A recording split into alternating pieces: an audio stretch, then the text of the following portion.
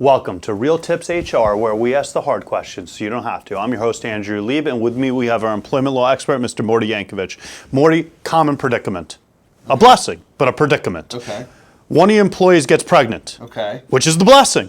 Okay. But while her pregnancy is going on, she goes, listen, I can't do this, and I can't do that, and I can't do this, and I can't do that, and I can't sit here, and I can't do that. What do you do as an employer? What you have to do is you have to offer her a reasonable accommodation. So if there's something that can be done that isn't too disruptive in the workplace, then you should offer that person a reasonable accommodation. You're using a word reasonable accommodation. I know as an attorney, I hope everyone else knows, that's a term from disability law. So what I'm concerned about is you're telling me that being pregnant is being disabled?